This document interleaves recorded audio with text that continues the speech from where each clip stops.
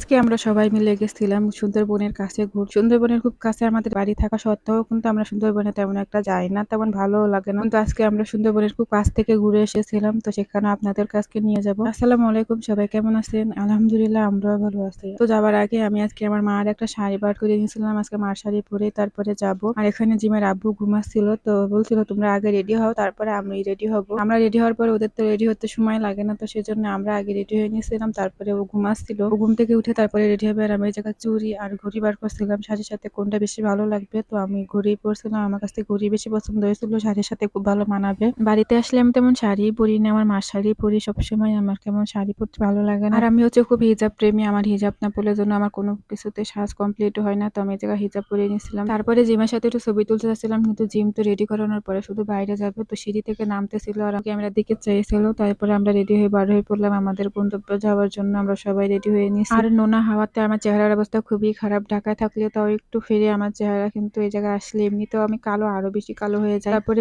পরন্ত বিকেল বেলার দিকে, একবারে বিকেল হয়ে গেছিল আমাদের বাড়ি হইতে, তো বিকাল বেলার দিকে যাচ্ছিলাম। একটু পরেই তো সন্ধ্যা নেমে যাবে, শীতকালের বেলা কিন্তু বেশিক্ষণ থাকে না। তারপরে খুব কষ্ট হচ্ছিল যে আমরা এখানে যাইতে যাইতে সন্ধ্যা হয়ে যাবে, তারপরে অনেকটা বিকাল হয়ে গেছিল। আর এই বিকালের সৌন্দর্য উপভোগ করতে করতে আমরা যাচ্ছিলাম একটা রিসোর্টে যাওয়ার জন্য, কিন্তু অর্ধেক পথে এসে দেখে আমাদের রাস্তা অর্ধেকটা এই জায়গা থেকে ভাঙা, তো ওই জায়গাতে যাওয়া যাবে, তারপর আমরা রিস্ক নিতে চাই না, এটা ভাঙা রাস্তাতে যাইতে চাই না। আর জিম যেহেতু গোলে ঘুমাই পড়ছিল, তো ওকে নিয়ে আর এই ভাঙা রাস্তাতে একবার অনেক ঝাঁকা বেশির জন্য আর আমরা জানাই এত কষ্ট করতে। তারপরে আমাদের গাড়ি ঘুরাই নিয়েছিল আমার ভাইয়া। আর জিমের আব্বু তো খুবই মন খারাপ রয়েছে, সে মন খারাপ করে বসে গেছে, এত আশা করে আসছিল সে রিসোর্টে যাবে সেজন্য, কিন্তু তারপরও যাইতে হচ্ছে, আমাদের রাস্তা ভাঙা আর এই অবস্থা আমরা যাইতেও পারবো না। আর এখানে কিন্তু এক রাস্তার এক পাশে মানুষ থাকে আর এক পাশ দিয়ে জঙ্গল দেখা যায়, ছোট্ট একটা খাল, খালের ওই পাশে জঙ্গল। আমরা এই জায়গায় ছিলাম একটু ছবি তুলবো সেজন্য। তারপরে আমার ভাইয়াকে বললাম গাড়িটা এক জায়গায় রাখতে, তো এক জায়গায় রাখতেই আমরা নিচে আইসি। আর এখানে দেখি একটা ছোট্ট বাঁশের মতন চার দিয়ে রাখছে, আর তারপরে ছোট্ট একটা নৌকা, ছোট্ট একটা খাল। তো আমরা জানতামই না যে এই পাশ দিয়েও রিসোর্টে যাওয়া যায়, ছোট্ট খালটা পার হয়ে কিন্তু রিসোর্টে যাওয়া যায়। আর নৌকার মাঝে কিন্তু জায়গা দাঁড়াইছিল, তো উনি বলতেছিল আমরা যাবো নাকি, যেহেতু একটু পরে সন্ধ্যা হয়ে যাবে, তো আমরা রিসোর্টে যাবো না। জিমের আব্বুর খুবই মন খারাপ করছিল, এত কাছে এসেও তারপরেও যেতে পারতেছে না। নদীর ওই পাশে কিন্তু জঙ্গল, একবারে জঙ্গলের মতন, আর এই পাশে হচ্ছে মানুষ থাকে আর ওই পাশে জঙ্গল।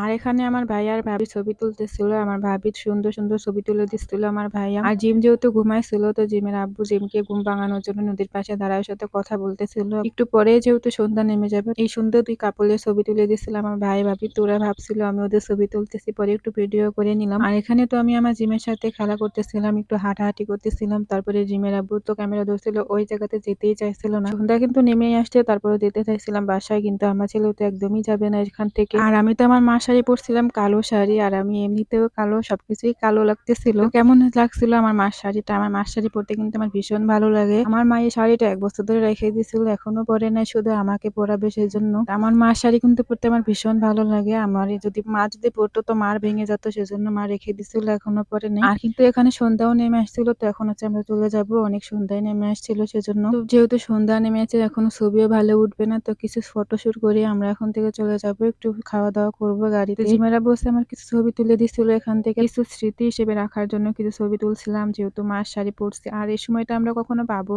না, সেজন্য কয়েকটা ছবিও তুলে নিলাম যাতে মেমোরি হিসেবে থাকে। আর সব জায়গা খোঁজাখুঁজি করার পরে আমরা কিন্তু একটা মাত্র ফুচকার দোকান পাইছিলাম, আমাদের এদিকে তেমন কোনো দোকান নাই, খুবই বলতে পারেন কোথাও দোকান খুঁজে পাই নাই আমরা। লাউডুপের ভিতর দিয়ে তারপরে আমরা আসছিলাম ফুচকার দোকান খুঁজতে খুঁজতে, এই মাত্র একটা ফুচকার দোকান পাইছে। আর এখানে বসে কিন্তু আমার ভীষণ মন খারাপ ছিল, আমি আমার ফোন দিয়ে কোনো ভিডিওই করতে পারছিলাম না। তো জিমের আব্বু অনেক রাগ করছিল, আমি এত পরিমাণ ভিডিও করছি যে এখন ভিডিও করার কোনো জায়গাই নাই, মেমোরি পুরো ফুল হয়ে গেছে। কি করবো, জামাই তো মন খারাপ করে আমাকে বকছিল, আর আমি এই জায়গায় চুপ করে বসেছিলাম, আমারও খুব মন খারাপ লাগতেছিল। আর আমার জিম তো কোন জায়গায় বাবু দেখলে, সে বাবুদের দেখলেই শুধু যাবে তাদের কাছে ভাইয়া ভাইয়া বলে ডাকবে। আর এখানে এসে আমরা ফুচকার অর্ডার দিছিলাম, আমি জিমের আব্বু আর আমার ভাবি ফুচকা নিয়েছিলাম, আর আমার ভাইয়া হচ্ছে চটপটি নিয়েছিল। আর ফুচকাটা এত পরিমাণ খারাপ ছিল কি বলবো, একটা দোকানই পাইছিলাম, তো খারাপ বলবো না, তো ভাগ্যে যেহেতু ছিল তাই পাইছিলাম। ওই জায়গায় ফুচকার দোকান দেখেই আমার মনে হচ্ছিল আমি ফুচকার দোকান দেবো, এত পরিমাণ খারাপ ছিল। আর টকটা তো একদমই খারাপ ছিল। তো জিমের আব্বুকে জিজ্ঞেস করতেছিলাম তোমার কেমন লাগছে ফুচকাটা, তো বলছিল যে খুব সামান্য চলে। তো যাই হোক, আমাদের যেহেতু অনেক দোকান খোঁজার পরে,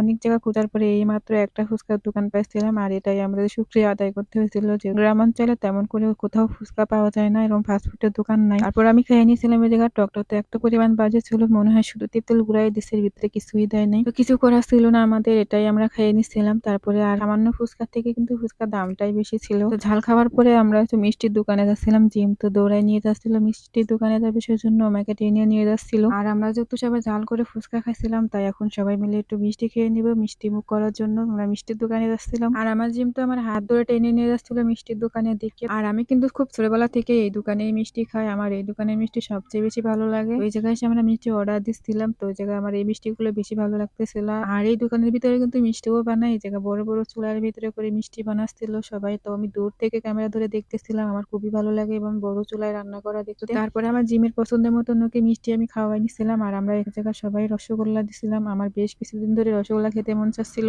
তো আজকে ছোট্ট ভিডিওটা এখানেই শেষ করছি। সবাই ভালো থাকবেন। দেখা যাবে নতুন কোনো ভিডিওতে। আল্লাহ হাফেজ।